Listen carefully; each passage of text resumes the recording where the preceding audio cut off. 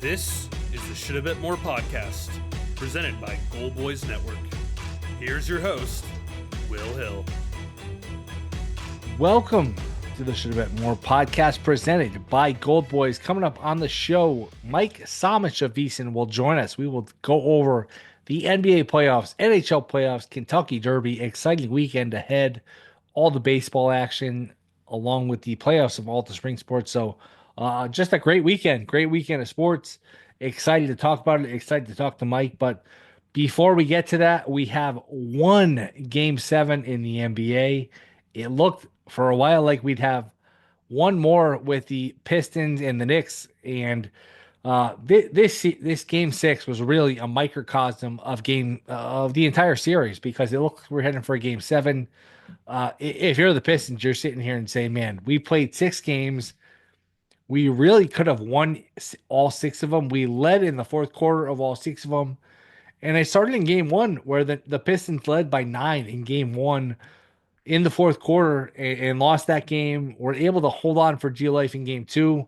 Lost 3 at home. Lost 4 at home. Were able to win in Game 5 in the Garden. And then just a strange game here in Game 6, and a game that was really indicative of the series, because the Knicks led 103-92 with 8 minutes to go. When you're up 11 with 8 minutes to go, you feel like, you know what? The game is over. The series is probably over. And before you could blink, the Pistons led the game 112-105 with 2.5 to go. So just a remarkable run by the Pistons to get back into, not only get back into this game, but to grasp firm control of this game, and to say, you know what, we're probably headed to a Game 7. But before you can blink, the Knicks are back in it. And this series, this game, really all around the board fits all the cliches of the NBA playoffs. Because what do you always hear about the NBA playoffs? You need to crawl before you can walk. You need to walk before you can run. And that really fit this series, because the Pistons have had control of all of these games. And 112-105 with 2:35 to go, the Pistons led. The Knicks get a jump shot, an and one from Brunson to cut it from 112-107. Free throw makes it 108, and then all of a sudden you're back into it. And then Bridges gets the tip in late to tie the game. Pistons have a chance to run the clock down, which they didn't do. They turned the ball over. Then all of a sudden it's on the Knicks racket, and then Brunson with a play that was very reminiscent. And look, you can quibble and say there's a lot of differences, which there are, but a play very reminiscent, just visually, optically, of Jordan versus Russell in the 96 NBA Finals, where he's going left, he goes back right and shoots the ball. Now Brunson hits a 3. It's still, and people will say, you know what, it's not the finals. I get you can quibble. Of course it wasn't the finals, but Brunson goes from left to right, pulls up, hits a 3 in the tie game to put them up by 3. Again, Jordan's was in the finals. Jordan was a complete different situation over Brian Russell, but just visually, optically, it reminded me of that shot where, just from a visual perspective, it was very, very similar. And Knicks go up by 3 in that situation. Pistons turn it over once again, and it's an old adage. You gotta get there, and you gotta take your lumps, and you gotta climb up the ladder before you can eventually win it for the Pistons. And look, a lot of these teams get there and climb the ladder, and never get there. It's hard to win in the NBA. But the Knicks hold off. They win this series 4-2. It could have easily been Pistons 4-2. It could have easily been Pistons, 4-1. I mean, the Pistons, for a 6-game series where you lost 4-2, to lead all 6 games is very unusual. Thibodeau, I thought, got very fortunate, because that offense is very stagnant, very complacent. I mean, they just stand around and hope that Brunson can either make a play, get to the free throw line. But a good game, a really good game, a really good series. All 6 games could have gone either way. I know I sat here before the series started and said, you know what, I like Pistons in 6, 9-1, and then after Game 1, it was 12-1. And I don't feel like that was a bad bet. The Pistons were right there in all of these games. It's just, you know what, the Knicks have more experience. They've got a little more talent, not by much, not by much. And by the way, JB Bickerstaff is not exactly Red Auerbach himself. Bad challenges throughout the series.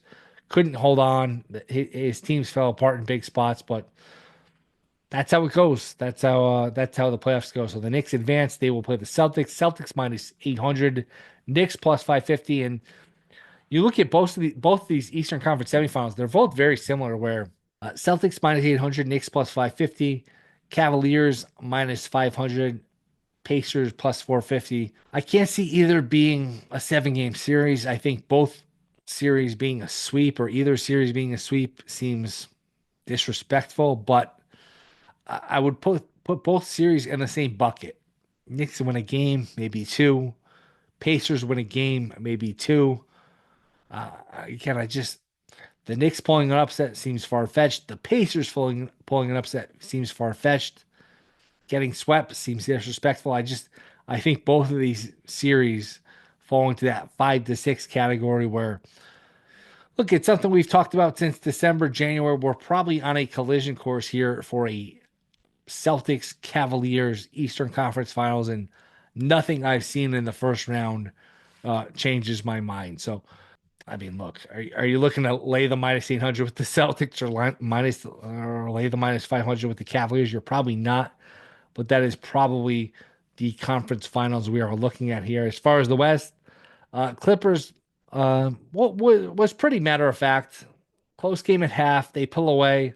They win. They win fairly comfortably. Nuggets never really stretched in the second half. So we will have a game 7 and Nuggets Clippers. And keep this in mind when you're betting these series and games.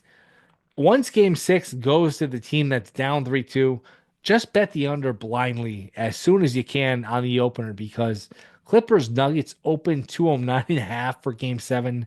It immediately went down at 206, 207.5, 206.5, and 204.5 as we're recording this. Wouldn't be shocked if it kept going. Boy, this has felt like a 7 game series the whole time. I would still, if I had to play anything, I would still play the under. I think this game will slow down. We'll play in a slow pace. It'll slow down. It'll be in a half court scenario here. So just keep that in mind. And really, not just NBA, NHL, any of these 7 games, the under takes the money here. So under is is the play here. Even at the worst number here, even though it opened 209.5 and went down to 204.5. I wouldn't be shocked if this closed 107.5, 108.5, something in that scenario.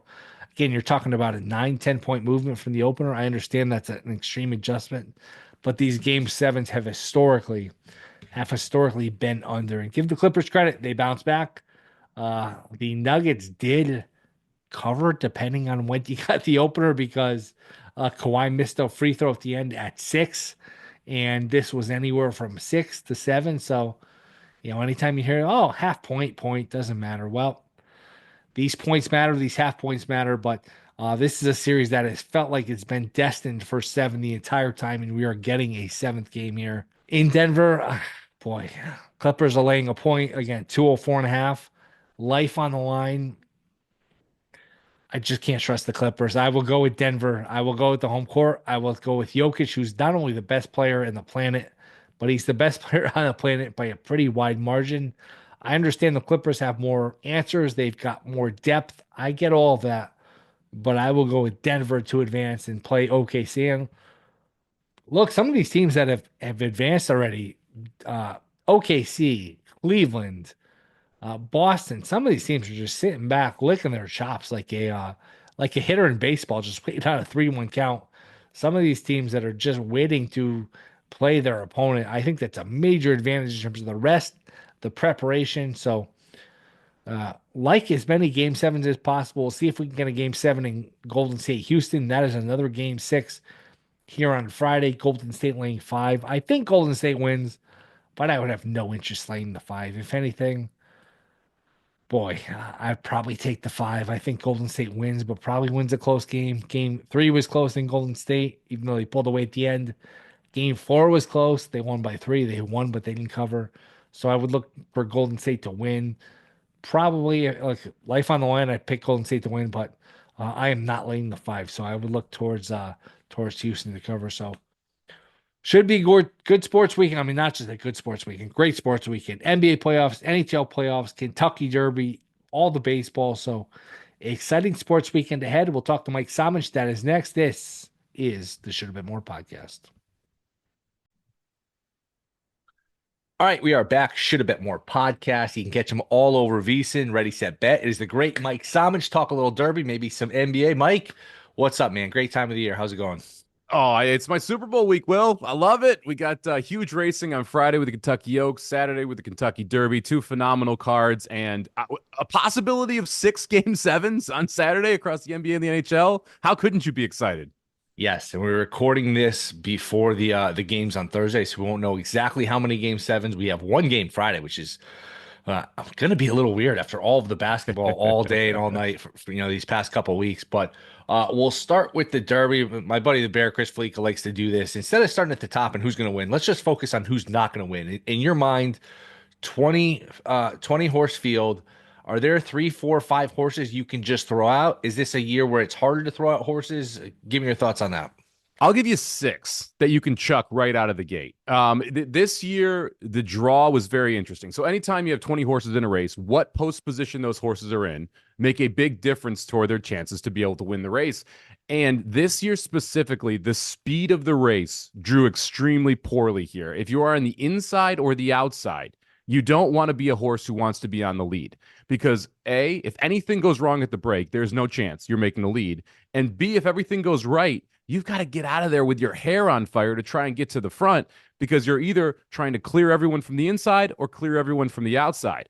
Well, we had speed draw the 1, the 2, the 3, the 5, and the 20 this year, as well as the 12 post. Because of that, I'm willing to throw out the number 1, Citizen Bull, the number 2, Neo Equos, the number 4, Rodriguez, the number 5, American Promise, the number 12, East Avenue, and the number 20, Owen Almighty from any ticket I am betting, because I think speed is going to back up when we get to the final turn of this race. What about the Baffert horses? You mentioned Citizen Bull, Rodriguez. It seemed like I was listening to our buddy Drew Dinsick's podcast, and he said he heard an interview with Baffert, and if you just read between the lines, it seemed like he was higher on Citizen Bull than Rodriguez. What are your thoughts on those two horses? I know you just hit on Citizen Bull. Yeah, both of them. I would agree with what Drew said. It does feel like Baffert is higher on Citizen Bull. He has talked in interviews how Citizen Bull is going to go to the lead. His best horses generally go to the lead. They're not horses that try and stalk. The 1, Citizen Bull, and the 4, Rodriguez, has faced each other before. And when they have faced each other, it's been Citizen Bull that has won the race. And it has been Rodriguez who is considered kind of the blocker for Citizen Bull in those situations. Citizen Bull also won the Breeders' Cup Juvenile, was a 2-year-old champion last year.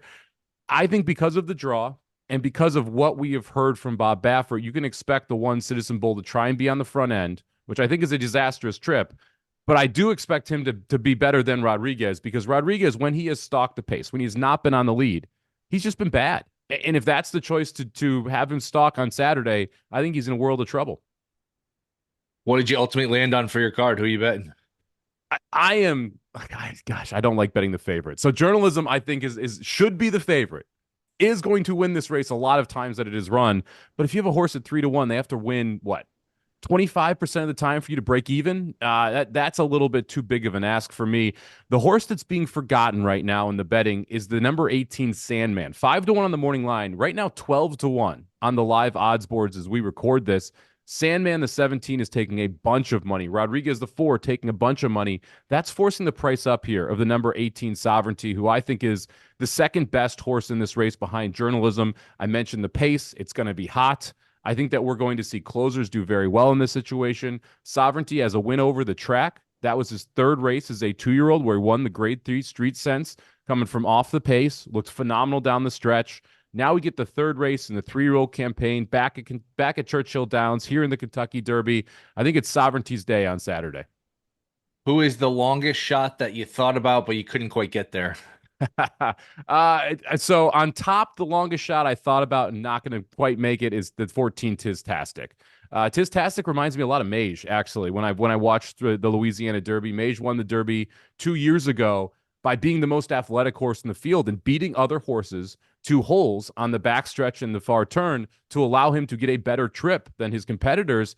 Tistastic has a lot of that athleticism. And I think that's an underrated quality here. So Tistastic was the closest big price that I'm not going to have on top. I am going to have Grande at 20-1 on top and a couple tickets as well. That's the number 10 horse for Todd Pletcher, Mike Rapoli, John Velasquez going to ride. The most lightly raced horse in the field, the most likely to improve. I thought the Wood, his last race where he ran second to Rodriguez, is much better than it looks on paper. And he's being forgotten at the windows right now around 18-1. So I like the 10 Grande a bit too. And again, we're recording this Thursday, so we're still a couple days away. But what are we looking at? Weather factor, no factor? What do you think? It has been a drizzly week at Churchill Downs. It's supposed to rain a little bit today, supposed to rain a little less tomorrow. Sunday or Saturday is supposed to be sunny. So I think we are going to dodge all the bullets. Probably a good to firm turf and a fast track on Sunday or Saturday. Anything you like in the Friday races?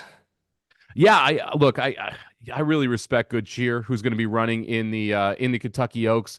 She's tough to get around, but the price is extremely short there, sitting at just 6-5. I'm going to play her on top and then play exactas with the 9 Tenma for Bob Baffert and the 6 Ballerina de Oro, who I think will absolutely love an off track underneath. They're 12-1 and 10-1 respectively, so you get a little bit better value there.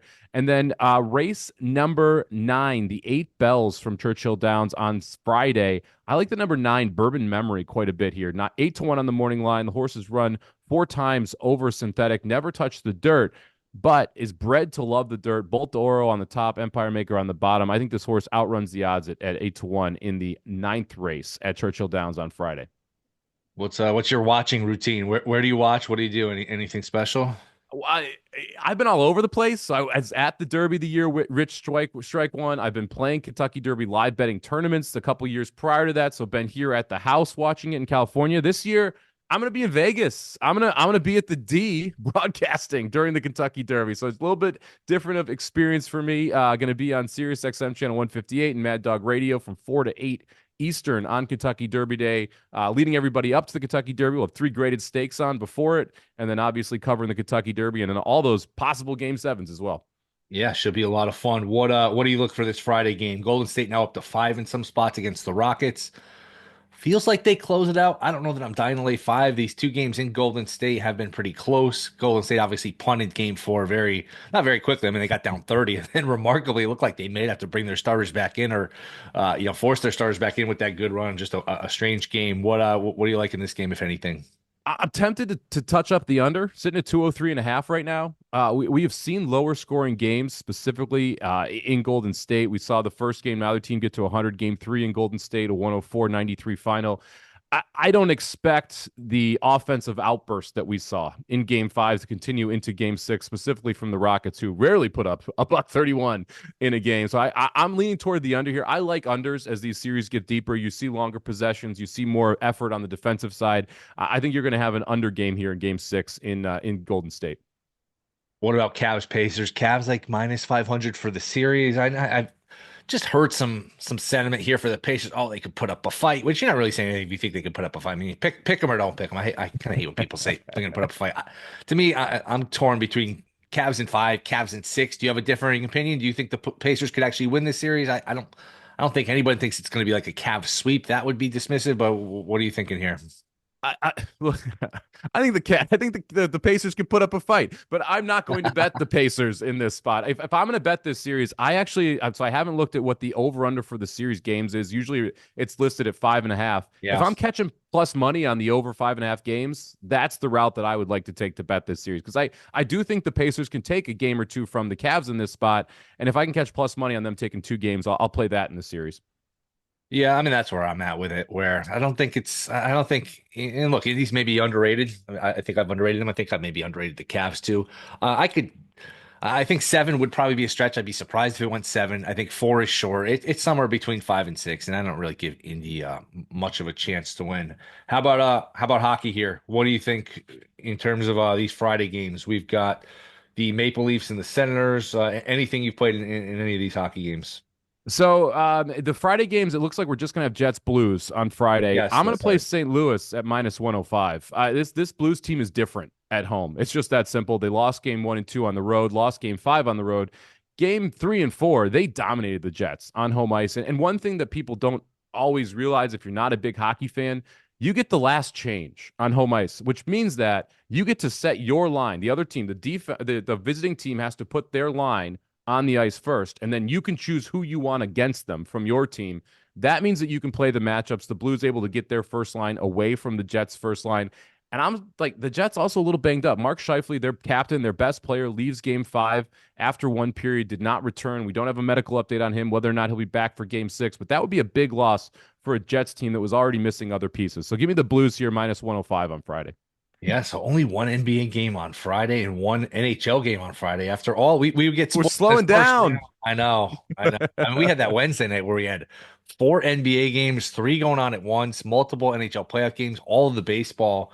It's a lot. Second round's good though. I always think second round is a good blend between the quality and the quantity where you get rid of the Heat Cavs kind of matchups. It's mostly good competitive series and games, and you still get the volume. It's not like the conference round where it's only one game a day. So got to enjoy it. All right, Mike, this was fun, man. Last word. Who comes in first? Who comes in last? Who wins the Derby? Who comes in last?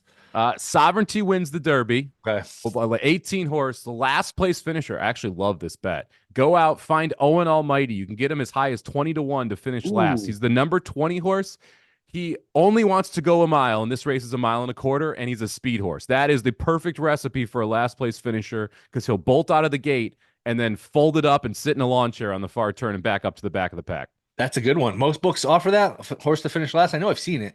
You can find it at most books. Last year, it was at Caesars. It was at Circa. I saw it at DraftKings last year's as well. We'll see if all those post it back up. But yeah, you usually can find who will finish last in the Derby as well. Should be fun, man. Mike, appreciate it, man. We got to do this more. Thanks for the time. Let everyone know where they can find you. You got it, Will. Yeah, you can find me over on X at Somobomb18, SOMOBOMB18. On the weekends, you can catch me over on VSiN, 10 a.m. Pacific to 1 p.m. 10 a.m. Pacific to 1 p.m. and 1 p.m. Eastern to 4 p.m. Eastern. Ready, set, bet over on VSiN proper and channel 158 on SiriusXM. Mike, appreciate it, man. Thanks. You got it, Will. All right. Thank you to Mike Somich. Rate, review, subscribe. Enjoy the weekend. Enjoy the Derby, NBA playoffs, NHL playoffs, baseball. Great time of the year. Rate, review, subscribe. We'll see you Monday. Be back then.